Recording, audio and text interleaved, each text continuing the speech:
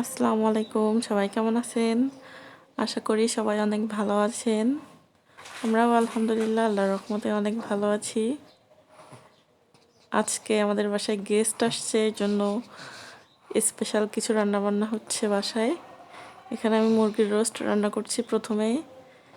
প্রথমেই তেল দিয়েছিলাম, তারপরে মুরগিটাকে লবণ আর হলুদ দিয়ে মেখে রেখেছিলাম, কিছুক্ষণ ম্যারিনেট করে রেখেছিলাম।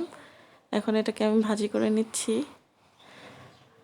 আমি এটাকে একটু শক্ত শক্ত করে ভাজি করে নিব, একটু কড়া করে, কারণ শক্ত না হলে এটা ভালো লাগে না আমার পার্সোনালি। এর জন্য একটু শক্ত করে ভাজি করে নিয়েছি। এখানে দেখতে পাচ্ছেন আমার প্যানে লেগে গিয়েছিল।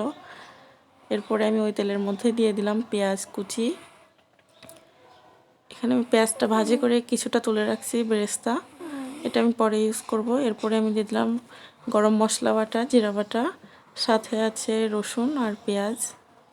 এই তো এরপরে আমি দিয়ে দিলাম আদা বাটা, এখানে দিয়ে দিলাম গরম মশলা গোটা, দারুচিনি, আর দিয়ে দিলাম লবণ আর শুকনো মরিচের গুঁড়া। আমি এখানে রোস্টটা একটু ঝাল ঝাল করেই করব, এজন্য মরিচটা একটু বেশি দিয়েছি।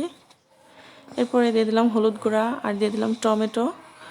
এরপরে পানি দিয়ে মশলাটাকে আমি ভালোভাবে কষিয়ে নিব। এখানে আপনি রোস্ট রান্না করতে গেলে মশলাটা যত বেশি কষাবেন তত বেশি আপনার রোস্টটা বেশি মজা হবে। এই তো মশলাটাকে আমি খুব সুন্দর করে অনেকক্ষণ থেকে কষিয়ে নিয়েছি। তো এরপরে দিয়ে দিলাম টক দই। টক দই দিয়ে আমি আরও কিছুক্ষণ এটাকে কষিয়ে নিলাম। এরপরে আমি এখানে দিয়ে দিব রোস্টের মশলা, যে প্যাকেট মশলা থাকে ওইটাই দিয়ে দিলাম, রাঁধুনি। এই তো মশলাটা দিয়ে আমি আরও কিছুক্ষণ কষিয়ে নিলাম। এই তো মশলাটা আমার একদম পারফেক্টভাবে কষানো হয়ে গিয়েছে। এরপরে আমি দিয়ে দিলাম ভেজে রাখা মাংসটা। এখন আমি এটাকে আর কিছুক্ষণ কষিয়ে নিব। যেহেতু আমি মাংসটা একটু বেশি কড়া করে ভাজি করে নিয়েছি, এর জন্য আমি এটাকে ঢাকনা দিয়ে কষিয়ে নিচ্ছি যেন মশলাটা খুব ভালোভাবে ভেতরে ঢোকে।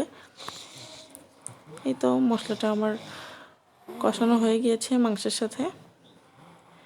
এরপরে আমি এখানে দিয়ে দিব পানি। এখানে অবশ্যই গরম পানি দিবেন। এখানে আমি গরম পানি দিয়ে দিলাম পরিমাণ মতো, মাংসটা যেন সিদ্ধ হয় এতটুকুই। এই তো আমার পানিটা এখন টেনে আসছে, আমি এটাকে ঢাকনা দিয়ে কিছুক্ষণ সিদ্ধ করে নিব। এই তো আমার পানিটা কমে গিয়েছে। এখন আমি এখানে দিয়ে দিলাম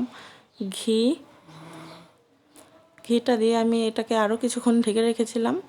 এই তো এখন আমার মাংসটা রান্না শেষ। এই তো আমি এখন নামিয়ে নিব। এরপরে আমি নামানোর আগে দিয়ে দিলাম পেঁয়াজ বেরেস্তা। সবাই ভালো থাকবেন, সুস্থ থাকবেন, আমাদের জন্য দোয়া করবেন।